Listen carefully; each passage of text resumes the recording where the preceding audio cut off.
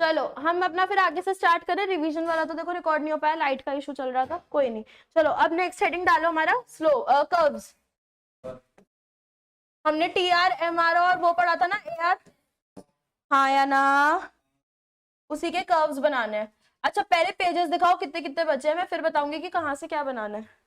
Next page, जब पूरा page starting है, नेक्स्ट पेज से, नेक्स्ट पेज से, नया पेज है, नया पेज है, दिशा नया पेज है, नया है, वंश नया पेज है। कितने पेजेस छोड़ने हैं वंश को बता दो भाई। छोड़ लिए सारे, देख के छोड़े हैं।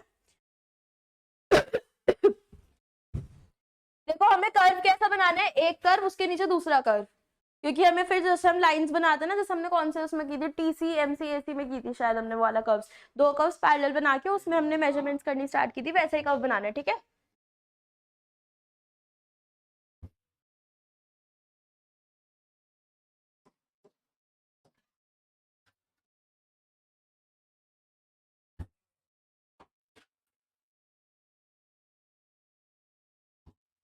तुम लोग थोड़े बड़े बनाना, बनाओ पहले पूरे पेज पे, हाँ दो बना लो, आधे आधे पेज पे। थोड़ा सा पार्ट चाहे छोड़ देना साइड में या नीचे, जहाँ तुम रिलेशनशिप लिख सको, ताकि वो एक ही पेज पे पूरा पार्ट आ जाए। हाँ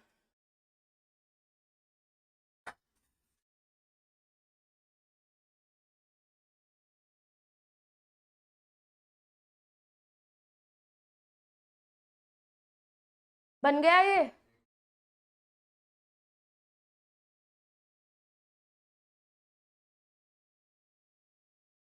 एक लाइन बनाना डॉटेड,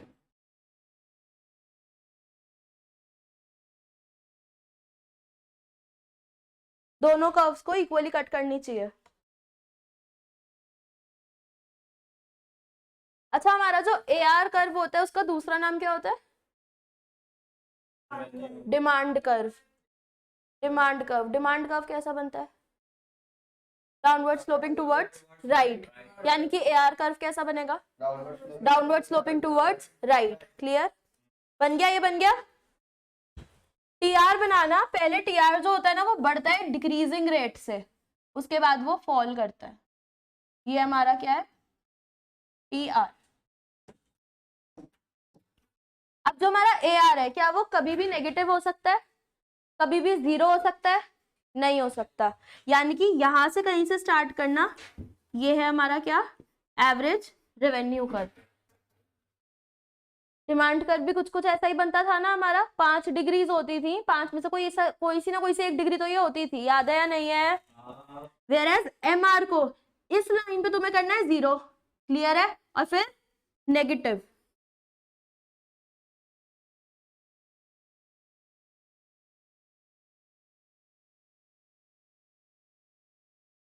छोटा कर दूं, दिख रहा है ना?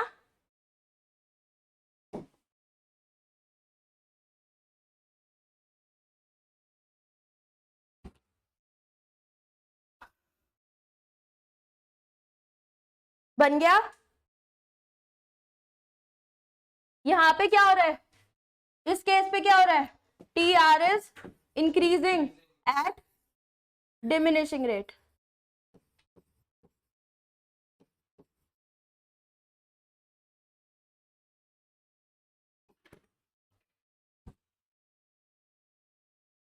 रिलेशनशिप क्या निकल के आ रहा है? जब हमारा एम आर बड़ा है 0 से, या फिर मैं बोल सकती हूँ पॉजिटिव है, हाँ या ना, तो उस केस में टी आर क्या हो रहा है?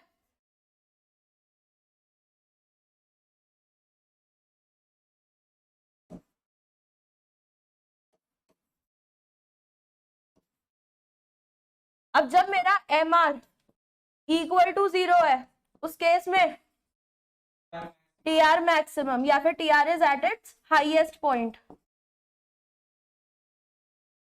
लास्ट पॉइंट एम आर जो है वो मेरा नेगेटिव है या फिर स्मॉलर देन 0 है, टी आर फॉल्स। और ए आर तो हमारा हर स्टेज पे फॉल कर रहा है, आया ना?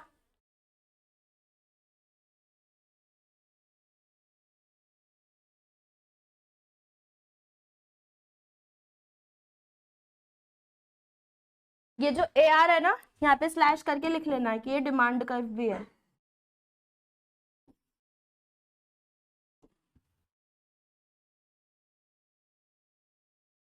चलूं आगे। इसको चाहे इतने पार्ट को स्टिकी नोट्स में लिख लेना या कैसे भी लिख लेना, वो तुम्हारे ऊपर है।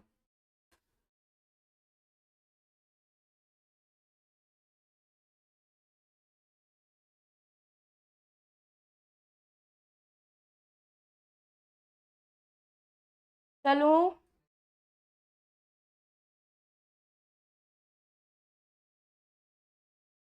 चलूं, हेडिंग डालो, रिलेशनशिप बिटवीन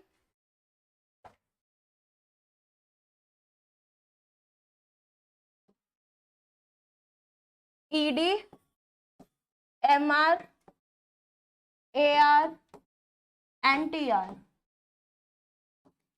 ईडी क्या होता है भाई? Elasticity of demand. ये सिर्फ फॉर्मूला बेस्ड है, रिलेशनशिप है जो रटना है, ठीक है। इसके पीछे कोई एक्सप्लेनेशन नहीं है तुम्हारी बुक में, सिर्फ एक ही पॉइंट दे रखा है कि अच्छा ये भी कि रिलेशनशिप एग्जिस्ट कर रहा होता है। क्लियर है या नहीं है? जो हमारा एम आर होता है वो इक्वल टू होता है A R into ED minus 1 upon ED.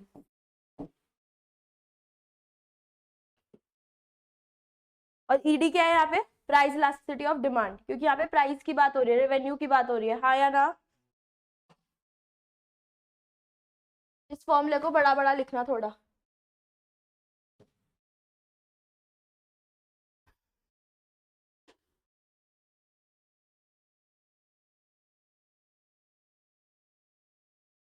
यहाँ पे हम ईडी जीरो और ईडी इंफिनिटी लेके ट्रीट नहीं करेंगे। क्यों? प्राइस कभी जीरो हो सकता है? नहीं। क्वांटिटी कभी जीरो हो सकती है? नहीं। वंश ऊपर से जा रहा है पक्का? एसी चलाने का हम ट्राई भी नहीं कर सकते अब? पूछ रहे हो?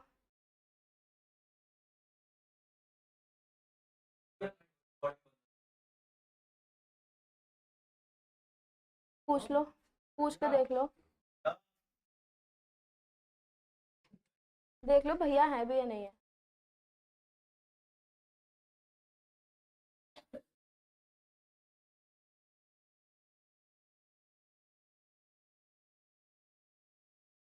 नहीं भैया, बार बार ये स्लैश हो रहा है, कंप्यूटर बंद हो रहा है।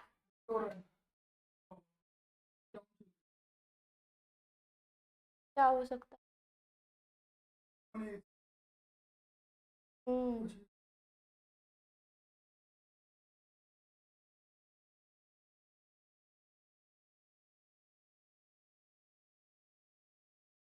चलो ठीक है, लिख लिया ये। आगे चले। तो हमारे कितने केस बनेंगे ईडी के? मैंने बोला जीरो और इन्फिनिटी वाला हम नहीं ले सकते, तो हमारे 3 केसेस बचते हैं। कौन कौन से? ग्रेटर देन 1,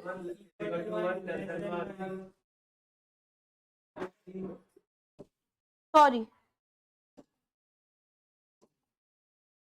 जो ये वाला केस होगा, ऑब्वियसली देखा जाए तो बीच वाला केस दिख रहा है, यानी कि एमआर क्या होगा? जीरो। और हमारा टीआर मैक्सिमम। अब बताओ इन दो केसेस में क्या होगा? ED is greater than 1, ED is less than 1। ED is greater than 1 है तो एमआर पॉजिटिव है, एमआर हमारा पॉजिटिव है, और इस केस में एमआर हमारा क्या है? नेगेटिव है। जब एमआर पॉजिटिव है तो टीआर क्या हो रहा है? इंक्रीज एट डिमिनिशिंग रेट, और इस केस में टीआर याद रहेगा। यानी कि अगर मैं इस फिगर में मार्क करना चाहूं तो जो मेरा ईडी है वो यहाँ पे क्या है? Greater than 1। इस केस पे क्या है? ईडी इज इक्वल टू 1, और इस केस पे क्या है? ED is less than 1। Mark कर लो।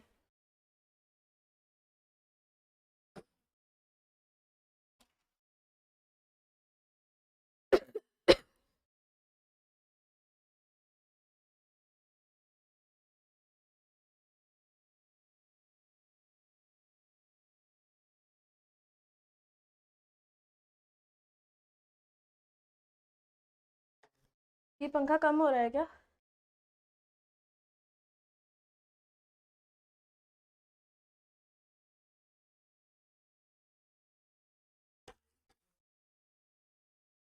चलूं?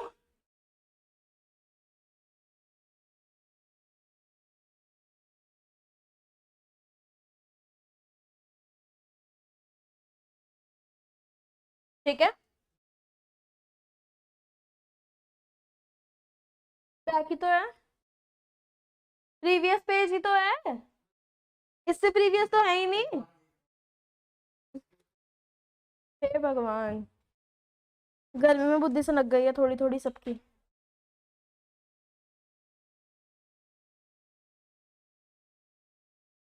चलूं? कर दूं?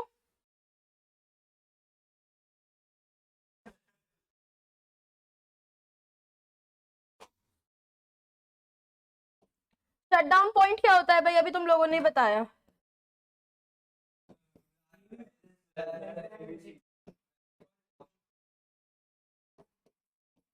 प्राइस जो होता है वो less than equal to AVC, और इसी का मैंने एक दूसरा फॉर्मूला और लिखवाया था कि अगर हम इन दोनों को क्यू से मल्टीप्लाई कर देंगे तो टी आर इज टीवीसी, पक्का? यानी कि दूसरा हमारा ये बनता है। अब यहाँ पे हेडिंग डालो बिहेवियरल प्रिंसिपल।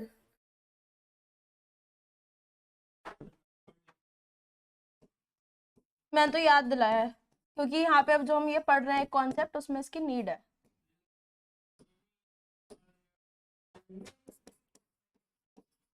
फर्म जो है वो कब प्रोड्यूस करेगी?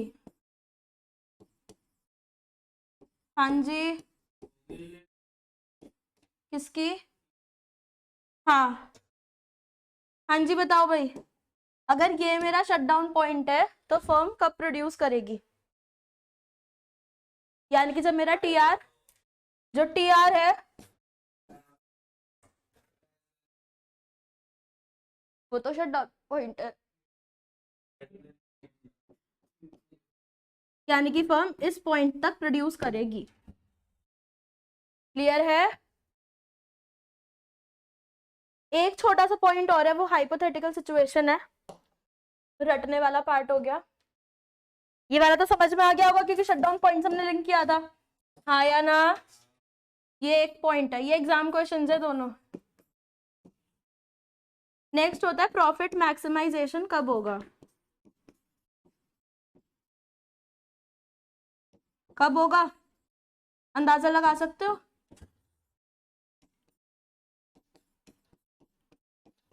लगा सकते हो? रटना है दीदी, कैसे लगाएंगे? ये सिचुएशन होती है जब मेरा प्रॉफिट मैक्सिमाइजेशन हो रहा होता है, और इसी सिचुएशन को हम बोलते हैं प्रोड्यूसर्स इक्विलिब्रियम।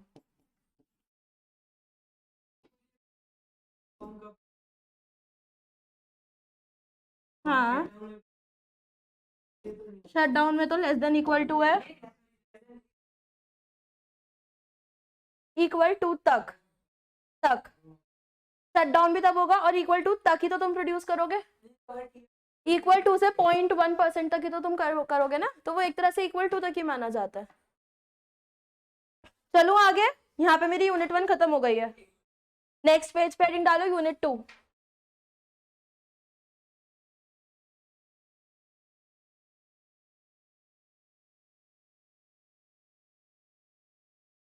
चलो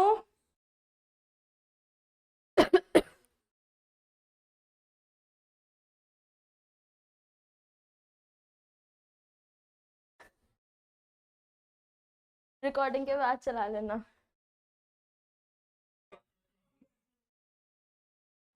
तुम लोगों को तो फिर भी हवा लग रही है।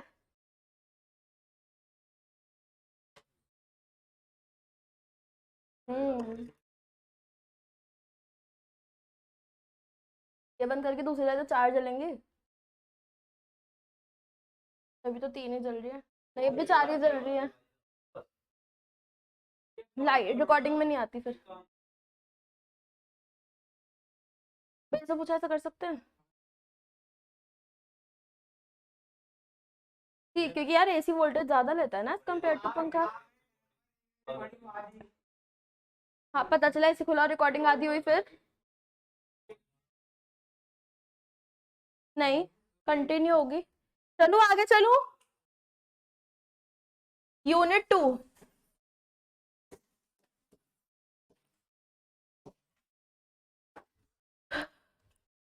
डाल ली हेडिंग डिटर्मिनेशन ऑफ प्राइस।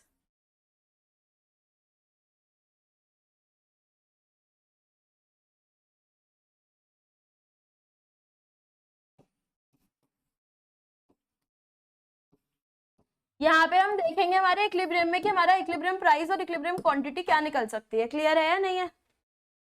अच्छा इससे पहले क्वेश्चन करें थोड़ा मजेदार सा करें। चलो तो इससे पहले क्वेश्चन करते हैं।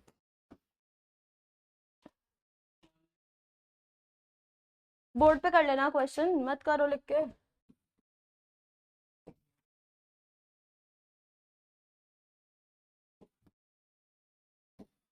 डालो, डाल रहे हो, लिख रहे हो तो लिख लो, कैसे भी लिख लो।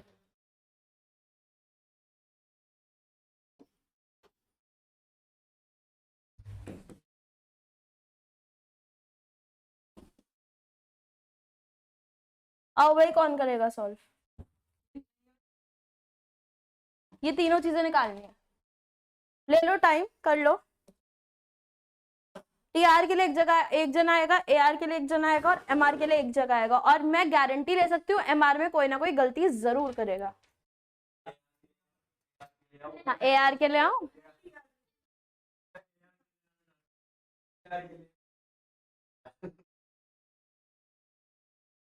वंश आ जाओ टीआर के लिए, पढ़ाई नहीं है। आदर्श आ जाओ टीआर के लिए, यहाँ पे लिखा हो कैलकुलेटर लेके आओ। एमआर के लिए दिशा आएगी। फॉर्मूला देख लेना, मैंने प्रायोरिटी बेसिस पे कौन सा फॉर्मूला लिखवाया था। 2 फॉर्मूला लिखवाया था और बोल दिया था कि एक है प्रायोरिटी पे, दूसरा वाला नहीं लेना प्रायोरिटी पे हमें।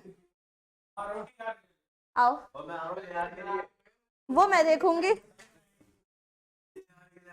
आदर्श के लिए आओगे तुम? फॉर्मूला भी लिख देना साथ में।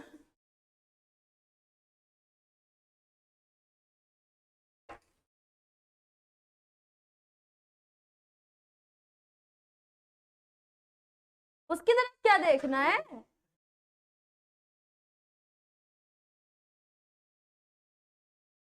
मुझे क्या पता।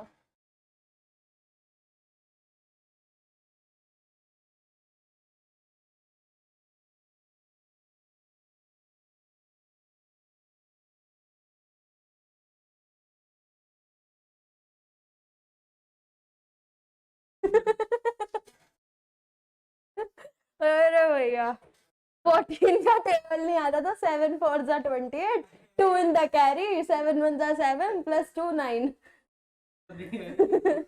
हाँ जी यार, आओ आदर्श। यार भी मैं निकाल देता हूँ, बैठो जाके। आओ आओ, फॉर्मूला लिखना साथ में। एमआर के लिए तो मैं बता रही हूँ ना, गलत ही निकलेगा तुम लोगों का।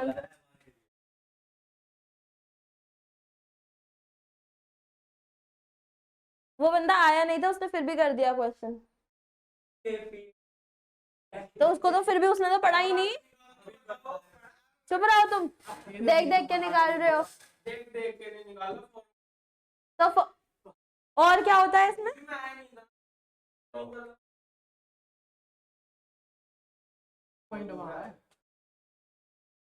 अच्छा एआर के लिए भी सोचना पड़ रहा है। एआर इज इक्वल टू क्या होता है आदर्श? क्या होता है?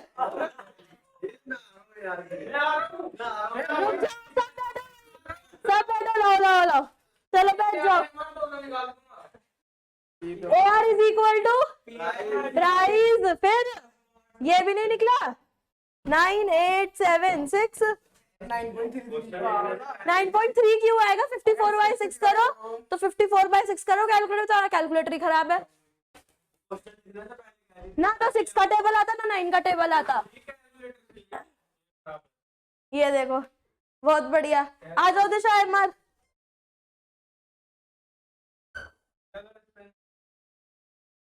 देख लेंगे फॉर्मूला। फॉर्मूला लिख देना पहले।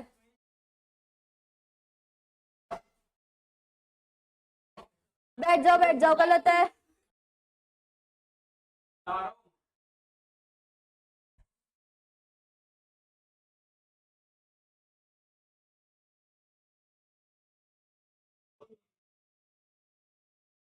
पहले पेन पे करो।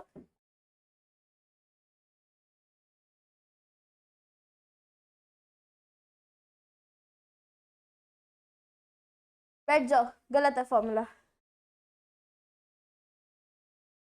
कौन आ रहा है? आओ निहाल। तुमने कर लिया ना ये? फॉर्मूला लिखो पहले ऊपर ही।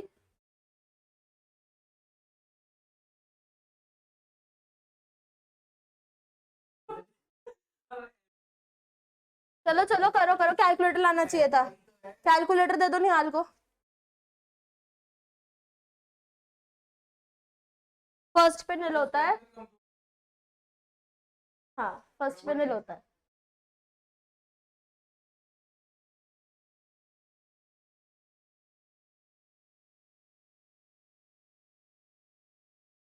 गुड।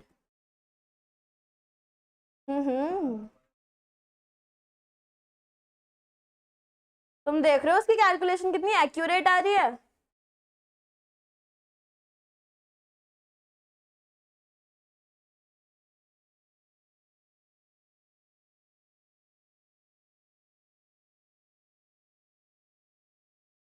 कोई नहीं, सही है, बैठ जाओ। गुड।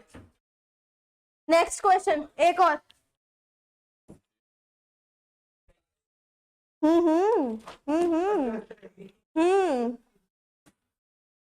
लिखो भाई। Next question. क्यू है 3 और 5।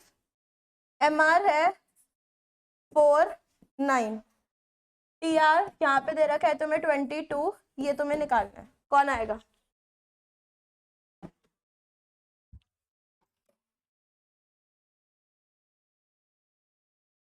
सॉरी दिख नहीं रहा ना। आकाश तुम आ रहे हो? हाँ यार के लिए आना है ना सबको। क्यों? क्योंकि ये यार तो इक्वल टू प्राइस होता है, और आदर्श को तो वो भी याद नहीं था।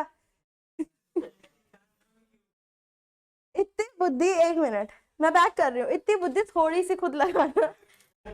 इसको डिवाइड बाय इसको करना है, तो क्या यही नहीं आएगा?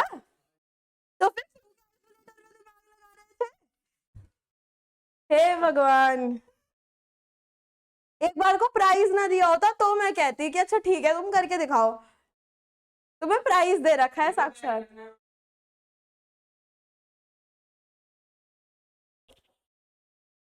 मैंने बोल दिया कौन आएगा। आकाश। वो अंडर एस्टिमेट कर रहा है आप खुद को, कह रहा है, जब इन दोनों का हो गया तो मेरा क्यों नहीं होगा।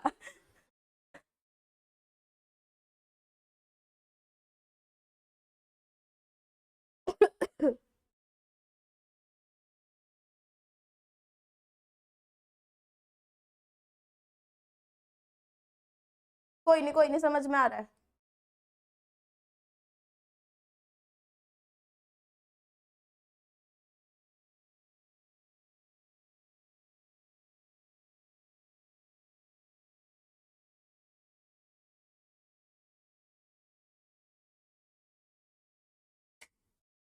नहीं,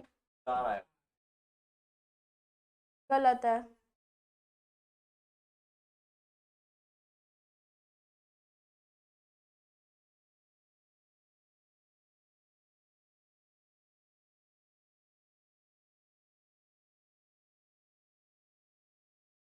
गुड, बैठ जाओ।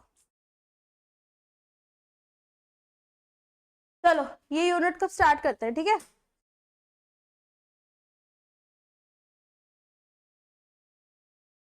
करूँ स्टार्ट करूँ? खुल गए सबके फ्रेश पेजेस? अब चाहे डालनी तो अब डाल लो हेडिंग। हेडिंग रेडी हुई है? पक्का? चलो। जब मैं बात कर रही हूँ डिटर्मिनेशन ऑफ प्राइस की, तो वो कैसे निकलेगा, अंदाजा लगा सकते हो तुम लोगों ने तो ये यूनिट पढ़ी है, कॉस्ट कॉस्ट, वेरी गुड, बिना पढ़े बता दिया दीदी, देखो मैंने, और क्या, तुम कभी गलत बोल सकते हो, गुड, वेरी गुड। तो interaction between demand and supply, इससे हम पता लगाएंगे क्या हमारा इक्विलिब्रियम प्राइस और हमारी इक्विलिब्रियम क्वांटिटी, यानी कि कितना हमें प्रोड्यूस करना चाहिए या कितना हमें कंज्यूम करना चाहिए at a given particular point of price. Clear है या नहीं है? यानी कि यहाँ पे हम किसकी बात करें, interaction between demand and supply.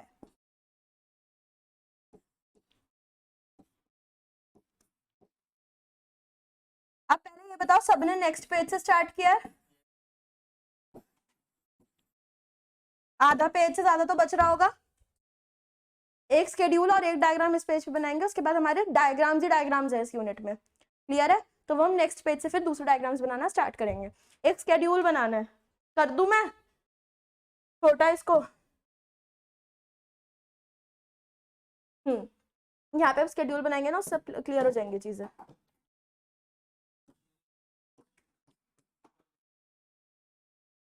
तुमसे ज्यादा मुझे लग रही है।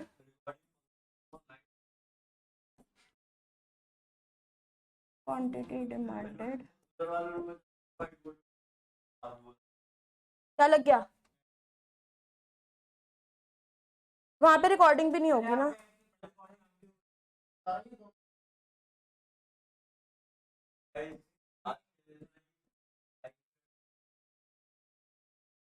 क्वांटिटी डिमांडेड, बस हो गया, लिखो यार, यहाँ पे बोर्ड में कुछ हो रहा है। क्वांटिटी सप्लाइड, और यहाँ पे लिख लो नोट्स, बस।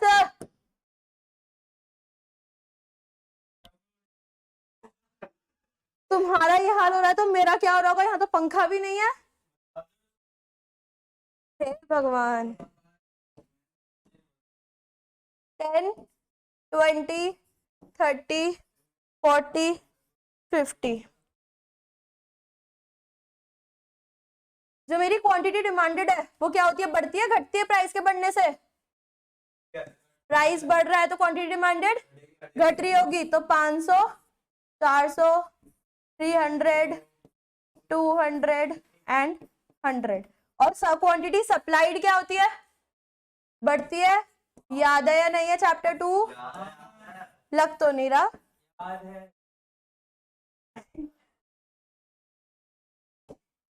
बना लो ये स्केड्यूल।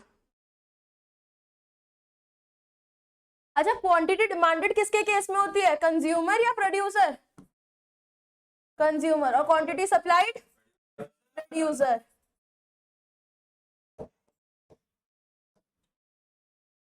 अब जो मेरा इक्विलिब्रियम होता है ना, जो मेरा प्राइस डिटर्मिनेशन होता है, वो कौन से पॉइंट पे होगा, जब मेरी क्वांटिटी डिमांडेड इक्वल टू किसकी होगी, मेरी क्वांटिटी सप्लाइड के। कौन सी यूनिट पे दिख रही है? 30। यानी कि अगर मैं इस यूनिट को देखूं तो ये इक्वल दिख रहे हैं, हाँ या ना? यानी कि ये मेरा क्या है, इक्विलिब्रियम है।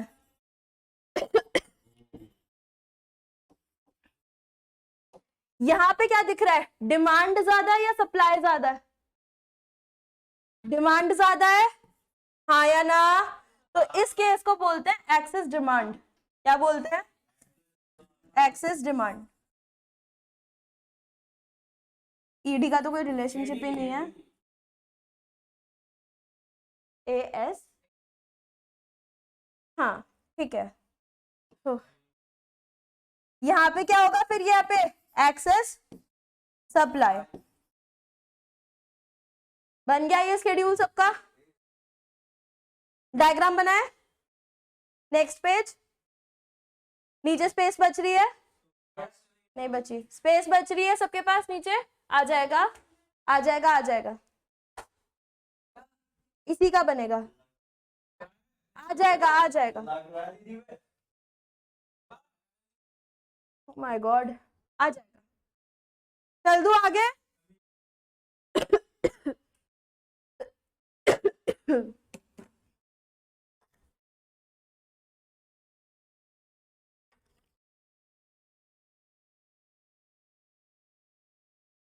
11th में मेरा फेवरेट यूनिट होती थी ये मेरी,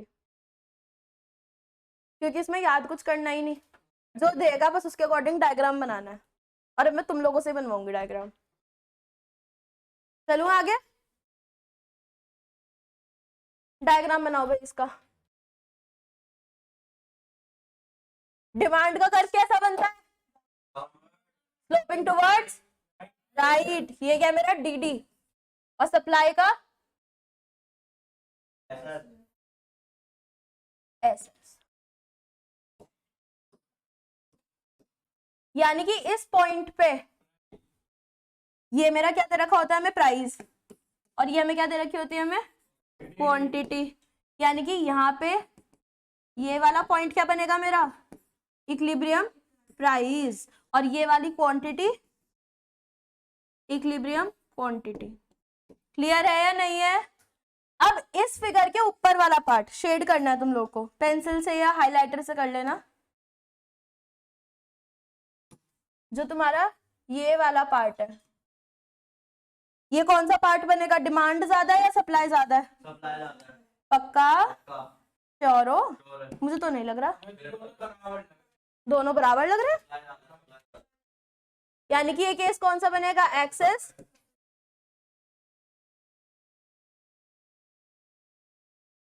सप्लाई के नंबर्स ज्यादा हैं, डिमांड के नंबर्स कम है।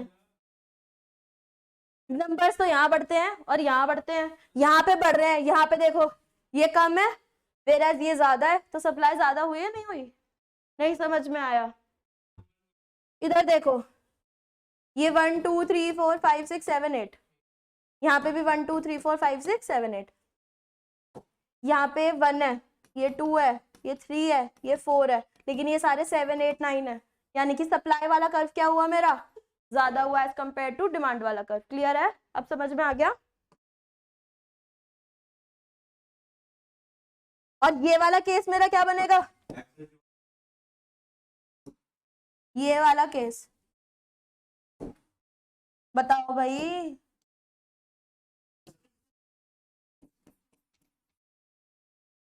शेड करके सुंदर सा डायग्राम बनाना, पहले बता रही हूं मैं।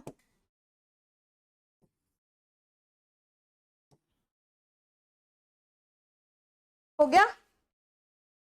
फिर में बनाओगे?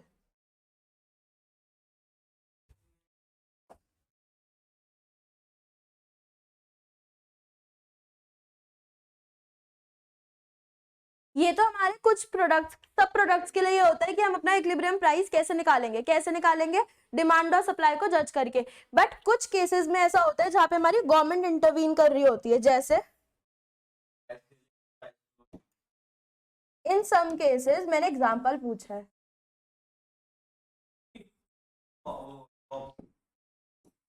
Government intervenes and decide prices,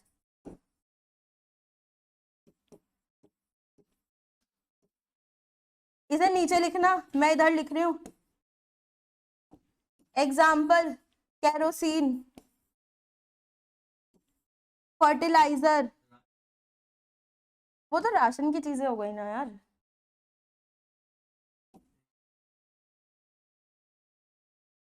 हाय हाय,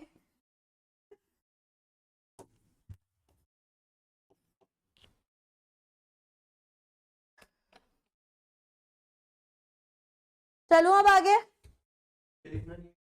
लिखना है, एग्जाम क्वेश्चन भी है।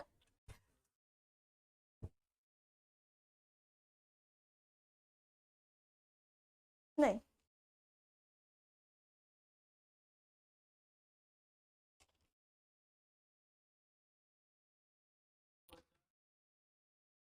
अभी तो बच रहा है अभी आधा घंटा।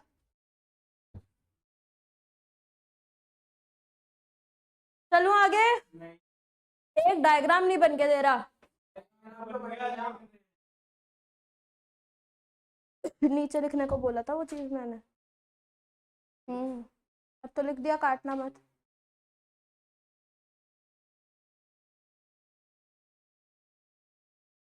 अभी हवा नहीं।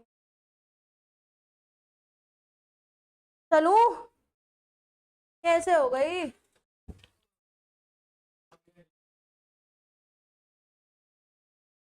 नेक्स्ट हेडिंग डालो change in demand and change in supply. वो नहीं, उधर ही डालो, पेज है अभी। डायग्राम नेक्स्ट पेज से बनाना, जो लिखेंगे वो उधर ही डालो।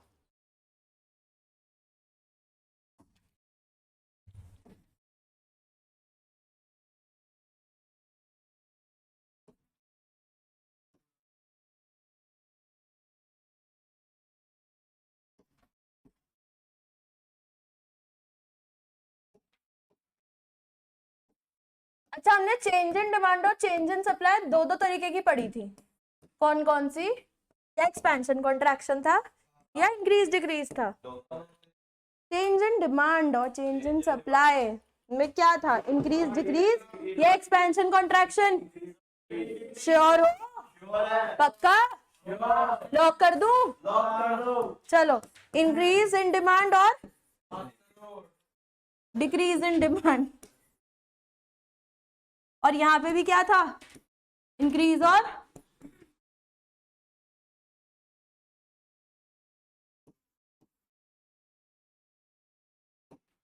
इंक्रीज में क्या होता था? राइट वर्ड शिफ्ट या लेफ्ट वर्ड शिफ्ट? इंक्रीज में क्या होता था? राइट वर्ड या लेफ्ट वर्ड? दोनों में या एक में? दोनों में। सप्लाई में इंक्रीज में क्या होगा भाई? पक्का? मुझे तो लेफ्ट वर्ड याद आ रहा है। मेरा पेपर कोई है, तुम्हारा है? मेरा ये वाला कोई है?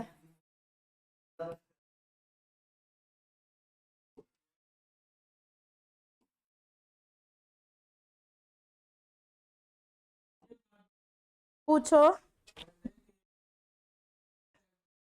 मुझे नहीं पता।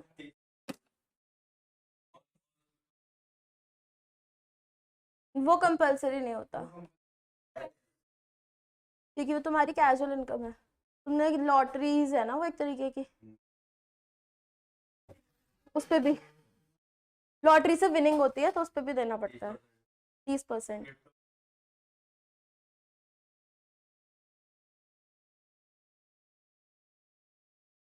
मत खेलो लॉटरी, नॉर्मल इनकम कमाओ, नहीं मिलेगा इतना टैक्स।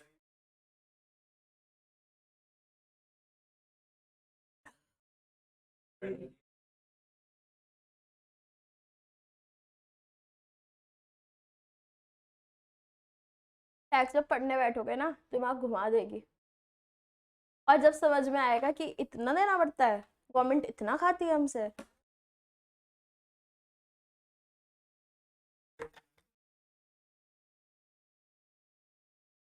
तुम अगर 18 के नीचे हो ना और तुम अपनी स्किल से कोई इनकम कमा रहे हो, तुम्हारे पापा को उस पर भी टैक्स देना पड़ेगा।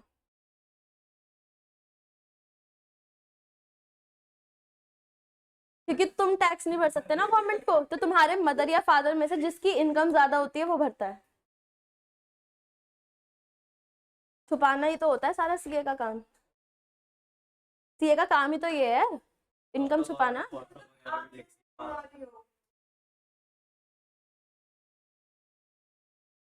अभी तो नहीं दे रही हूँ मैं। 2 नंबर का क्यों नहीं है?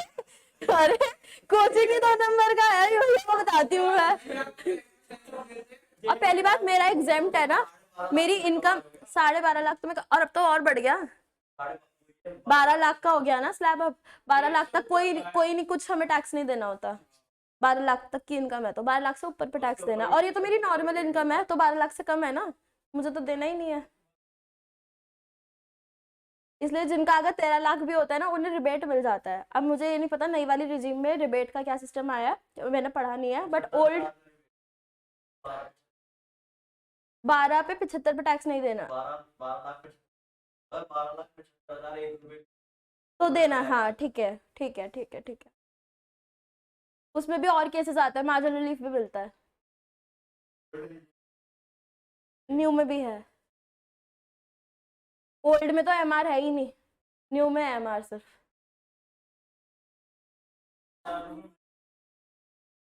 हाँ, अगर तुम्हारी पार्टनरशिप है तो भी।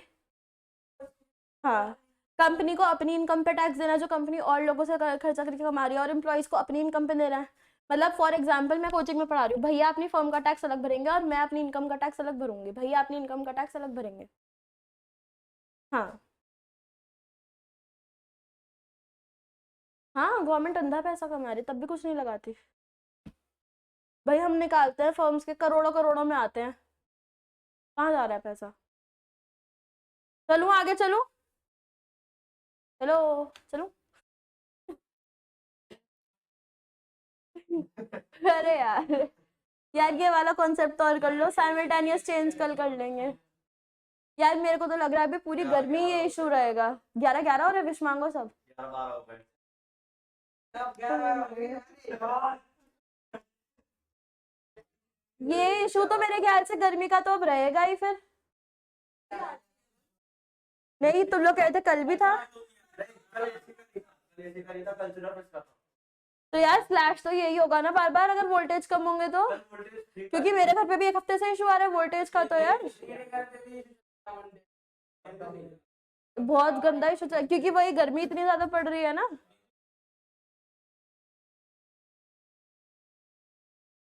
पंखे बंद करके तो और गर्मी, वैसे हवा दे नहीं रहा। रिकॉर्डिंग बंद नहीं होगी यार, नहीं।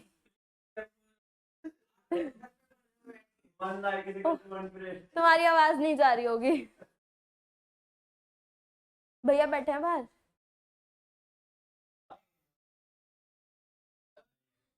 नहीं ट्राई करके देखो, पंखा बंद करके, फ्लैश होगी। बाहर की भी सब बंद कराओ पहले। पानी वाली मशीन भी बंद कर दो। सब कुछ बंद करो फिर ट्राई करो।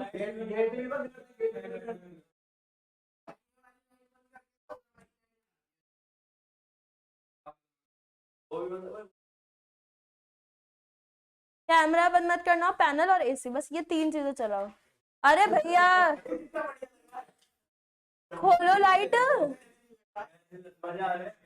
मैं नहीं दिख रही। ये वाली लाइट तो खोलनी पड़ेगी, बल्कि वो वाली, वो बंद करो पहले, वो बंद करो ना।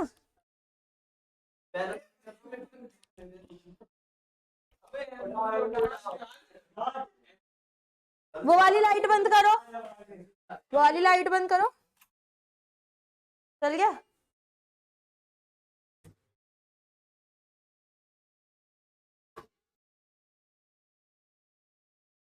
चलो तो आगे लिखो, लिखो।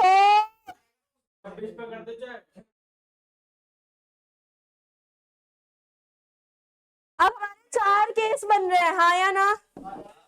कौन सा? पहला, ये दूसरा। अरे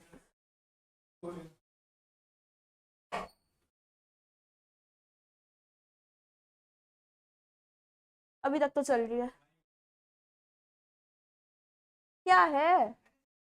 अरे यार फर्स्ट ये, सेकंड ये मिट गया,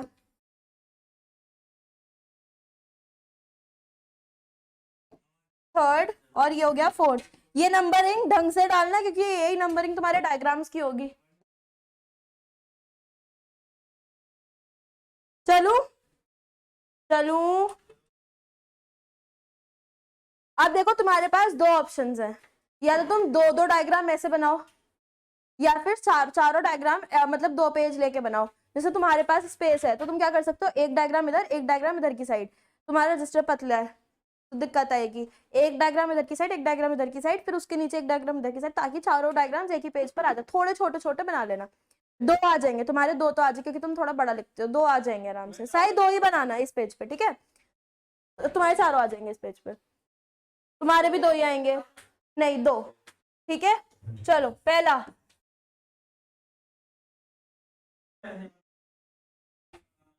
अब मैं इसका क्या करूं, मतलब समझ नहीं आया मुझे, क्या बोल रहे हो? मैं तो छोटा बड़ा कर दूंगी अपने अकॉर्डिंग। पार्टीशन क्यों करूं, यहाँ पे तो नंबरिंग डलेगी ना। ये फर्स्ट वाला है, फर्स्ट वाला क्या था? Right word shift in demand, यहाँ या ना। डिमांड का कर्व डी डी, सप्लाई का S S. Pen change, demand वाला कर्व हमारा शिफ्ट हो रहा है, हाँ right word, right word. D1 D1। और मेरा इक्विलिब्रियम कौन सा था, ये वाला पॉइंट, इक्विलिब्रियम प्राइस और इक्विलिब्रियम क्वांटिटी। क्या हो गया,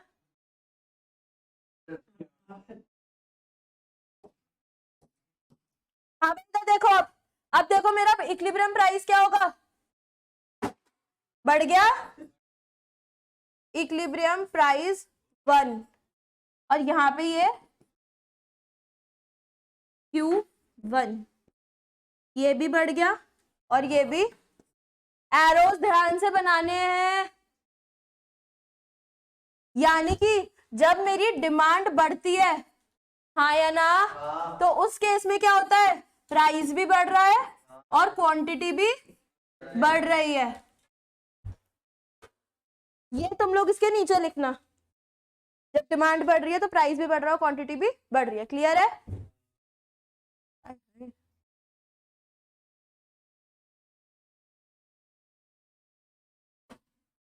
मैं बता ही दे रही हूँ ना तुम्हें कैसे बनाना है।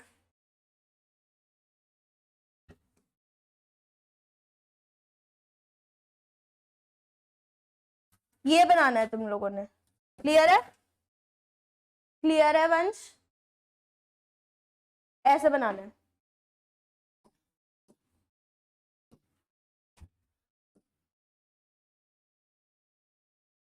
ये था मेरा क्या, right word shift in demand. लिखना है तो लिख भी लो,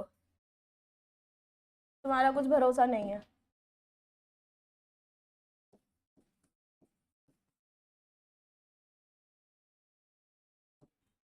यहाँ हेडिंग क्या डालनी है, left word shift in demand. हाँ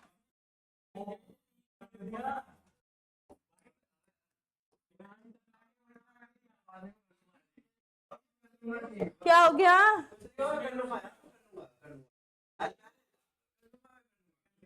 हुआ क्या, मुझे भी तो दिखाओ।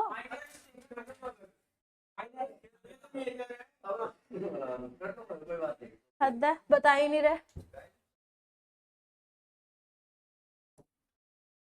हाँ तो कोई नहीं, उसको फिगर नंबर 3 दे दो।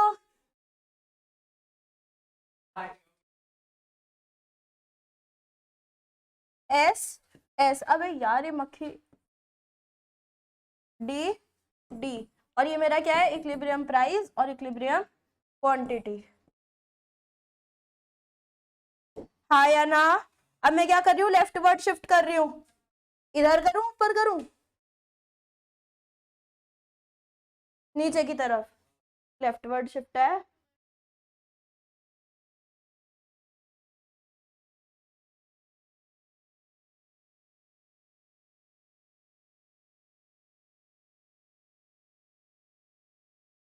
D1 D1, अब देखो प्राइस,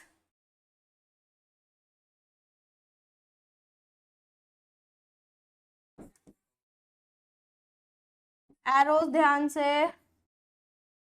यानी कि जब मेरा, यार यहाँ पे सिलेक्ट कैसे होगा पूरा,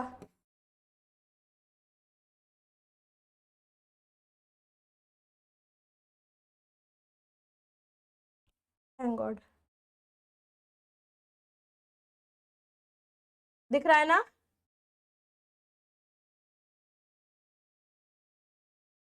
यानी कि जब मेरी डिमांड घट रही है तो प्राइस घट रहा है और क्वांटिटी भी घट रही है। बना लो ये चारों पहले।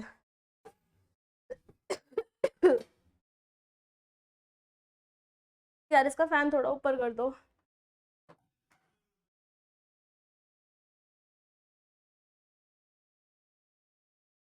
रहने दो, छेड़ो मत, चल रहा है वही बहुत बड़ी बात है।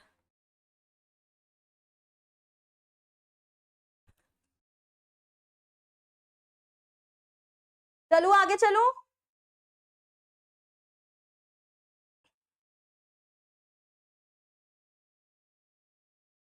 चलो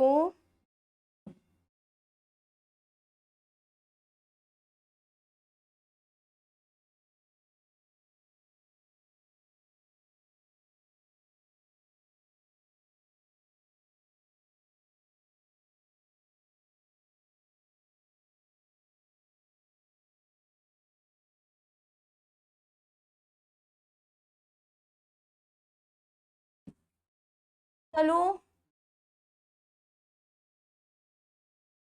इसके ऊपर डब्बा बना लो, सही, दोनों के ऊपर डब्बा बना लो।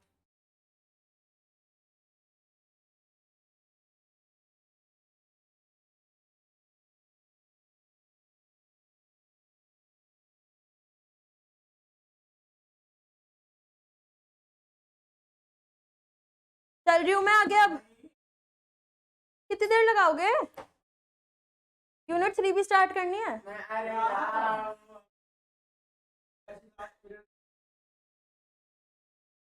तो फिर ठीक है, अब मेरी क्लास 7 बजे रख लेते हैं फिर रोज।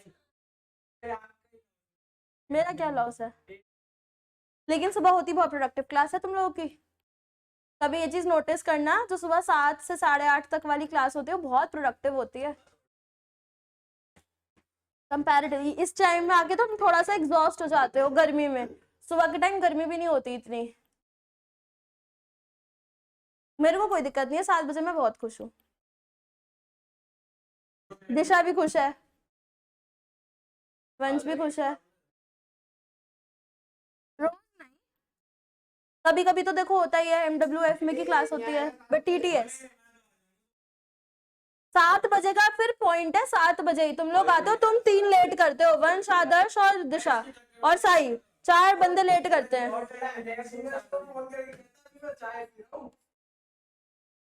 यहाँ पे पागल हूँ मैं, चाय छोड़ के आती हूँ अपनी, बिना चाय के अब भी चाय छोड़ के आई हूँ मैं आज भी अपनी।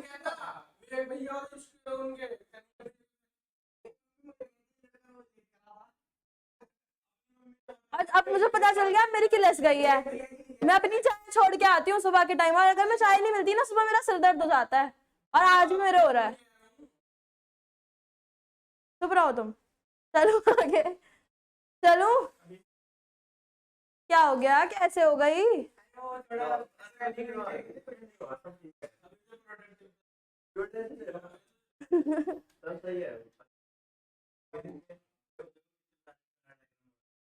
तो ये फाड़ दोगे अब?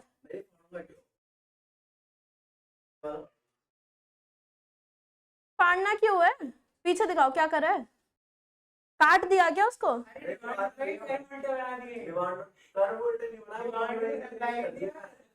तो एक काम करो, बस इतना पार्ट को टीयर कर दो और नीचे उसका बना लो। तो कर लो, और इसको नोट्स में यूज कर लेना, स्टिकी नोट्स बना लेना इसके। मैं तो यही करती हूँ, मैं बहुत प्रोडक्टिव हूँ इन चीजों में। मेरा पेज फटता है ना, मैं उस पेज को भी यूटिलाइज कहीं ना कहीं कर ही देती हूँ। नहीं तो जैसे तुम लोग लॉ में क्या करते हो, लॉ में तुम नोट्स अपने खुद बना रहे हो, रजिस्टर में बना रहे हो रफ टाइप्स। तो नहीं तो तुम लोग ये भी कर सकते हो, मेरी अगर तुम लॉ की बुक उठा के देखोगे, लॉ की और टैक्स की बुक के अंदर जितनी मोटी बुक है उतने मोटे मैंने पेजेस भर रखे हैं। मतलब फॉर एग्जाम्पल मेरा रजिस्टर है, हर पेज के अंदर एक पेज है जिसमें वो जैसे इंग्लिश में लिखी हुई है पूरी टैक्स की लैंग्वेज, तो मैंने उसको पूरी हिंदी में अपने लिए लिख रखी है। तुम लॉ में ये भी कर सकते हो कि जैसे भैया पढ़ा रहे हैं तो एक पेज पे साथ के साथ उसका हिंदी वर्जन लिखते चले जाओ, जो जो भैया तुम्हें समझाते हुए बोल रहे हैं, और उसको अपनी बुक में वही स्टेपल कर लो। मैंने तो अपनी बुक में स्टेपल्स मार रखे हैं, मेरी बुक बकायदा इतनी मोटी थी, वो इतनी मोटी लगती है, क्यों? क्योंकि उसके अंदर पेजेस ही इतने भरे पड़े हैं। और अगर वो बुक गिर गई गलती से, मैं पागल हो जाती हूँ। मेरी बहन ने एक बार गिरा दी थी, अब उसके अंदर के सारे पेजेस निकल गए, मुझे पता ही नहीं कौन सा पेज किसके अंदर है, और इतने पेजेस उसमें भरे पड़े हैं। 300 पेज की तो बुक है यार वो, उसके अंदर उतने ही पेजेस मैंने भर रखे थे, और मैं तो पागल हो गई थी। मैंने तो ना चिल्लाई थी घर में उस दिन, मैंने बोला मेरी बुक्स को हाथ में लगाने की सोच भी मत लेना गलती से। और ऐसी लाइब्रेरी में भी मेरी बुक्स कोने में रखी रहती है इसीलिए, क्योंकि भरा पड़ा रहता है उसके अंदर मामला सब कुछ। चलूं आगे? नहीं, साइमल्टेनियस चेंजेस भी हैं। हाँ, उसमें तो मजा आता है यार, उसमें तो बहुत मजा आता है। चलो, इंक्रीज इन सप्लाई। भाई 3rd यूनिट बहुत बोरिंग हो जाएगी, मैं पहले बता रही हूँ इस यूनिट में, इसलिए एंजॉय करो। और डिक्रीज इन सप्लाई। हाँ जी, क्या मानू? नहीं, मेरा मन, तुम्हारा मन तो पता नहीं क्या क्या करता है। चलो बनाओ।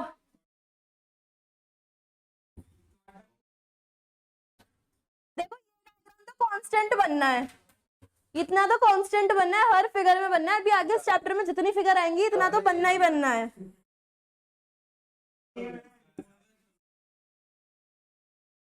अरे आज डेट क्या है? 12, सॉरी मुझे लगा 15 मेरा पेपर था। बीकॉम। यार सीरियसली मेरे दिमाग, और मेरा तो शिफ्ट भी सुबह की है 10 बजे की, मैंने कहा छूट गया आज तो पेपर मेरा। चलो, क्यों होगी छुट्टी? 7 बजे आके पढ़ाऊंगी मैं।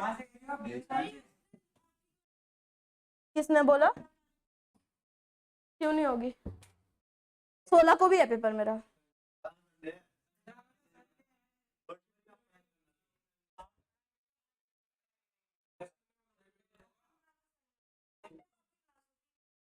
रख लेंगे, संडे को तो होनी है, एमसीक्यूज नहीं करने।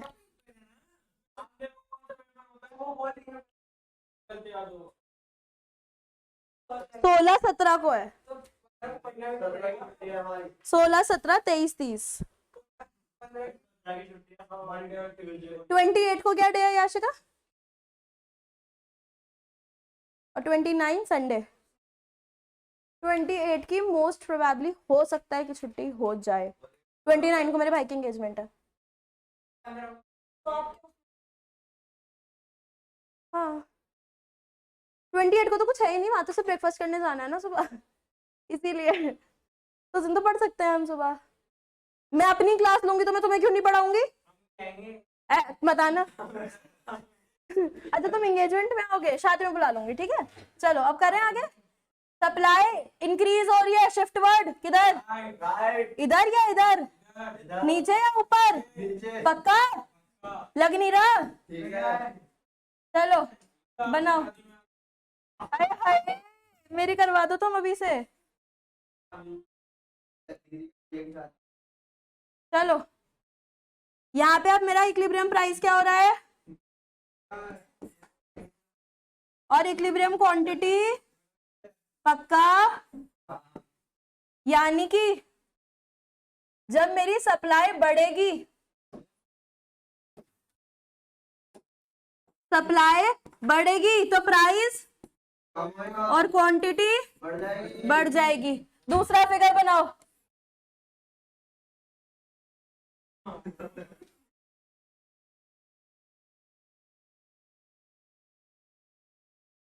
Equilibrium price, equilibrium quantity, demand supply, supply demand, demand. Smell मुझे ही आ रही है, तुम लोग को भी आ रही है? इस फिगर के बाद बंद करते हैं। सप्लाई बढ़ रही, कम हो रही है। यार तुम कितने गंदे हो।